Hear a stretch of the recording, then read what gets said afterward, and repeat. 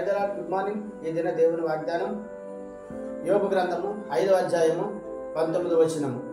7 బాధలు కలిగినను నీకు ఏ కీడును తగలదు. ప్రియ సహోదరి సహోదరుడా, నీవు ఎటువంటి బాధలలో ఉన్నావో నాకైతే తెలియదు, కానీ ఏ బాధ అయినను దేవుడు నీ దరికి రానిక ఏ కీడును నీకు తగలదని ఈ దినము వాగ్దానం ద్వారా దేవుడు నీతో మాట్లాడుతున్నాడు. ఆమేన్. Praise the lord.